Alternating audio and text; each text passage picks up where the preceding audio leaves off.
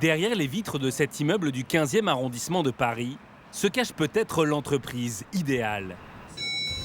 Celle où venir travailler serait un véritable bonheur. Ici, les 70 salariés de cette start-up spécialisée dans la livraison de plats cuisinés circulent en trottinette. De quoi se déplacer rapidement dans ces bureaux de 980 mètres carrés. Petit déj pour ceux qui veulent. Ces trottinettes, c'est l'idée de Nathalie Forestier. Alors moi, je suis Chief Happiness Officer chez Allo Resto by Just Eat. Donc si on traduit, ça fait responsable du bonheur. Vous avez bien entendu, le job de Nathalie est peut-être le plus beau du monde. Rendre les salariés heureux. C'est bon? Café bon? De venir travailler, rien que ça. Un poste qui a été créé spécialement par la direction. On commence bien la journée tout de suite. Et pour cela, Nathalie aime bien faire des surprises à ses collègues. Comme ce petit déjeuner bien copieux. Au menu, viennoiserie et jus d'orange frais.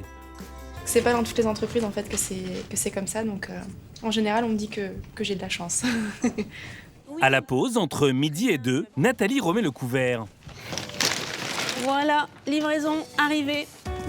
Avec ce déjeuner, là aussi offert par l'entreprise aux salariés. Alors forcément, ils ont le sourire. Il n'y a pas une journée où je suis pas contente de me dire « Oh, faut que je vienne travailler ». Il y a des jours où forcément c'est plus dur que d'autres, c'est toujours comme ça, mais au final on est toujours heureux d'arriver ici, donc ouais, c'est cool. Nathalie ne manque pas d'imagination pour rendre ses collègues heureux. Dans cette salle commune, on trouve une table de ping-pong. On peut également jouer aux cartes. Une console de jeu est même à disposition, encore une fois, aux frais de l'entreprise. Vas-y, sors. Non, sors-le pas. Oh putain. Si on souhaite un jeu, par exemple le dernier jeu de foot, on le demande et généralement il n'y a pas de souci, on l'a. Bonheur ultime, on peut même faire la sieste sans complexe sur le canapé. Pour l'entreprise, offrir à ses salariés ces moments de détente et de bonheur au travail n'est pas sans contrepartie. En échange, on attend ici aussi de la performance. Travailler en fait dans une ambiance qui soit conviviale et agréable, ça joue beaucoup parce que ça va faciliter en fait, je trouve en tout cas, les conditions de travail et la performance. Tout droit sortis de la Silicon Valley, les responsables du bonheur débarquent en France. Leur travail, créer des moments d'échange et de convivialité entre salariés. Aux États-Unis, la pratique a ses adeptes et ses gourous. À l'image de Tony Hsieh, le créateur de Zappos, un géant de l'e-commerce qui pèse plus d'1 milliard d'euros. Il a été le premier responsable du bonheur de sa propre société et est devenu célèbre sur Internet, notamment grâce à ses fêtes organisées dans les bureaux. Être heureux au travail réduirait l'absentéisme et limiterait les risques de burn-out. Et si aller au bureau devenait tout à coup agréable. Souriez, vous travaillez. Dans la start-up parisienne où officie Nathalie Forestier, la direction n'a pas hésité une seule seconde pour créer son poste il y a 1 an et demi. Un poste stratégique car Nathalie est aussi la médiatrice et la confidente des 70 salariés. Le bonheur passe aussi par l'écoute des employés. Prendre soin des salariés, c'est leur dire « vous êtes important pour nous, vous êtes le moteur de la société et voilà, tout ce que vous faites, si vous avez des besoins, il faut nous les dire. Après, voilà, on y répond pas, mais au moins on est à l'écoute. Ça, c'est super important. » Pour afficher le bonheur de ses salariés sur papier glacé, la direction ne regarde pas à la dépense. L'an dernier, Nathalie a ainsi pu offrir à tous ses collègues un week-end au ski. Donc là, en fait, ce que j'ai pris l'habitude de faire, c'est un album photo de tous les événements de l'année. On est parti au ski, à la Clusaz. Donc là, c'était Halloween, une valeur sûre, Halloween aussi. Hein. Ça, c'est notre directeur général. Grâce à Nathalie, la start-up a intégré le palmarès des 40 entreprises où il fait bon travailler. Donc là, c'est le trophée Great Place to Work. On s'est inscrit au concours pour être l'entreprise où il fait bon travailler. On a fait partie des lauréats, donc on est très fiers de ça. Nathalie n'a pas la recette du bonheur à elle toute seule. Une fois par semaine, elle consulte les salariés des différents services. À l'ordre du jour, trouver des activités et des sorties qui plaisent à tous les employés. Il faudrait trouver un événement qui soit sympa et qu'on puisse le faire au mois de mars pour toute l'équipe. On pourrait faire une petite chasse au trésor de trèfle. Chasse au trèfle de la Saint-Patrick et puis faire gagner des petits cadeaux derrière. L'équipe du bonheur dispose d'un budget annuel de 148 000 € pour les 70 salariés. Et ils ont carte blanche pour motiver les troupes. On va pas exploser le budget, Oh non, je donc pense c'est que plutôt cool. pas mal. On va Ouais. pouvoir investir un peu plus dans les cadeaux pour faire des plus chouettes, plus gros cadeaux. Donc ça c'est cool. Et on va pouvoir le rebasculer sur sûrement le prochain event pour pouvoir investir un peu plus, quoi. Une cagnotte qui permet à Nathalie de proposer régulièrement des activités. Merci à tous. Merci à tous, à vendredi. Une fois par semaine, ces séances de sport au bureau avec un coach sportif professionnel. On pose les mains au niveau des rotules et on pivote. Coût de 7 heures de fitness pour l'entreprise, 100 €. Ce jour-là, 10 salariés travaillent les abdos et les fessiers. 4, 3, 2, 1. Et top, ça tourne. Un moment de détente pour entretenir la cohésion, mais aussi les motiver à donner toujours plus. Si la boîte, de son côté, a fait des efforts pour nous offrir un cadre qui est quand même exceptionnel, moi je juge que c'est tout à fait normal si je fais 1 heure en plus, 2 heures en plus, ou si j'investis le montant. Approchez-vous un petit peu, non? Pour les patrons de l'entreprise, le développement du bonheur au travail n'a rien de désintéressé. C'est devenu un nouveau mode de management. Le fait d'accueillir aussi les nouveaux, c'est important, on attire les talents, on veut les garder. Et je pense que ça participe vraiment à la performance de la société et justement aussi à l'entente et la convivialité de l'équipe. Une fois le cours terminé, toutes et tous regagnent leur bureau en tenue de sport pour reprendre leur journée de travail. Ils resteront jusqu'à 19 h pour atteindre les objectifs trimestriels, mais avec le sourire. Des salariés plus heureux et motivés, une demande qui a donné des idées à des entrepreneurs d'un nouveau genre.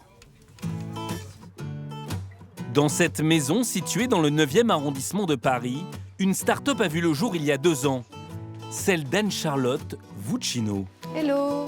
Elle a inventé un concept de yoga corporate, c'est-à-dire du yoga en entreprise. Et son emploi du temps est très chargé. On continue à avoir beaucoup de rendez-vous avec des entreprises qui sont intéressées par notre démarche et à qui on va proposer tout ça. Plus d'une 50aine d'entreprises font appel à ses services et à sa dizaine de professeurs de yoga. J'ai des professeurs qui travaillent avec nous et qui se sont mis au yoga lors d'un burn-out, typiquement. Des professeurs qui ont découvert les bienfaits du yoga parce qu'ils étaient en surchauffe au bureau. Diplômée d'HEC, ancienne consultante en stratégie, Anne-Charlotte a découvert le yoga après un grave accident. Reconnue travailleur handicapé, elle a alors adapté le yoga au monde du travail. Donc on a défini 15 épisodes de 5 minutes avec différents bienfaits, reposer ses yeux, détendre son cou, détendre ses épaules. 5 minutes de bonheur sur son lieu de travail. La méthode d'Anne-Charlotte Vuccino a fait ses preuves. Quartier d'affaires de la Défense. Le professeur de yoga est attendu dans cette tour. Elle va donner un cours dans un cabinet d'audit qui emploie 1500 salariés. Bonjour. Dans une salle de réunion pas vraiment zen, une quinzaine de consultants ont pris place autour de la table. Et ici, pas de tenue de sport. Le cours d'Anne-Charlotte va durer 1 heure. Il est facturé entre 10 et 20 € par personne. Et ça commence avec un basique. Pour trouver le bonheur à son bureau, il faut apprendre à bien s'asseoir. Donc vous avez un bel angle droit entre les pieds et les genoux. Et puis on va faire un truc un petit peu bizarre pour vraiment redresser le bas du dos.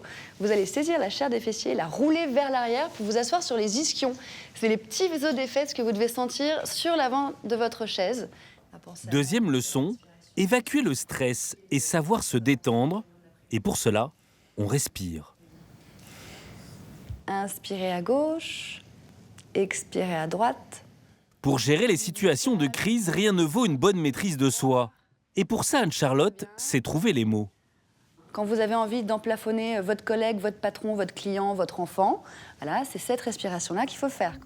Ces exercices pour détendre les muscles du corps, Anne-Charlotte les apprend aux salariés 1 fois par semaine. Ça fait du bien parce que dans la journée, on est tout le temps devant l'écran et faire une petite pause dans la journée, ça permet vraiment de se ressourcer, de repartir de pied ferme. Pendant 1 heure, les positions s'enchaînent. Penchez vers l'avant pour passer les mains le plus haut possible. Des gestes pas toujours évidents Faire le dos le plus plat possible. Si vous... à reproduire dans l'open space. En réunion, je pense que c'est pas le meilleur exercice à faire. Enfin, je pense que pour le core style. Niveau discrétion, non. Des petits déjeuners, des cours de sport ou de yoga, des week-ends au ski et un responsable du bonheur. Ce serait la recette pour avoir des employés heureux. Mais pour certains, le bonheur, c'est d'impliquer chaque salarié dans les décisions de l'entreprise. Nous sommes à Saint-Herblain, en Loire-Atlantique. Alexandre Gérard est le créateur d'une société d'appareils hydrauliques. Hello. Et il ne vient qu'une fois par semaine. Comment ça va? Salut Alexandre. T'es en forme? Ça va bien? Bonjour Karen. Ça roule? C'est le problème, c'est qu'il n'y a pas de discipline dans cette entreprise. Non, on se tutoie tous, c'est un rituel. On se tutoie tous et ça a toujours fonctionné comme ça depuis 20 ans en fait. À l'intérieur, un message affiché en grand. Le bonheur. Hello Camille. Ça va et toi? Oui. En forme? Ouais. Ici, sur les murs, des clichés du bien-être en entreprise, avec pas mal d'humour. Ça, c'est un de nos calendriers. Pendant quelques années, on a fait un calendrier maison.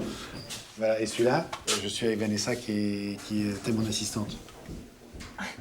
Alors, on travaille toujours ensemble, mais elle n'est plus mon assistante. Elle m'aide, quoi. On travaille ensemble, elle m'aide. Mais c'est plus comme une assistante où je lui dis j'ai besoin de ça, j'ai besoin de ça. Voilà, elle le fait si elle a envie de le faire. Si elle n'a pas envie de le faire, elle ne le fait pas. Voilà. Et elle choisit ses horaires Ah, mais tout le monde ici choisit ses horaires. Tout le monde choisit comme il veut bosser ici. Pourtant, il y a 5 ans, l'histoire avait bien mal commencé. L'entreprise lance un plan social et se sépare de 40 employés. Le patron cherche par tous les moyens une solution pour sauver sa société et découvre dans un livre une nouvelle méthode de management, supprimer la hiérarchie et donner les clés de la société aux salariés. Une décision qu'Alexandre Gérard leur annonce le 7 janvier 2012 au cours de cette soirée. C'est la première piqûre de bonheur et elle fait de l'effet. Le patron décide alors de prendre le large pendant 1 an avec sa famille pour faire un tour du monde. Alors comment ça va se passer? À son retour, c'est la surprise. Les employés ont redressé l'entreprise, plus 15% de chiffre d'affaires. Je me mets dans le Next, la formation web avec Florence demain. Le référencement. Des salariés qui prennent des décisions sans passer par le patron. C'est donc ça, l'entreprise libérée. Alors ici, on n'a pas vraiment l'utilité d'un responsable du bonheur. Je pense que tout le monde peut participer un peu au bonheur des autres. Et en fait, le bonheur au travail, c'est aussi une bonne ambiance dans l'équipe, déjà. Et on se gère entre nous pour les congés. On n'a pas, en gros, il n'y a pas le couperet qui nous dit non, tu n'auras pas tes congés, non, tu ne peux pas finir à telle heure. Et c'est une autonomie qui est hyper appréciable. Une liberté qui n'est pas près de prendre fin. L'entreprise compte embaucher 50 personnes supplémentaires avant la fin de l'année.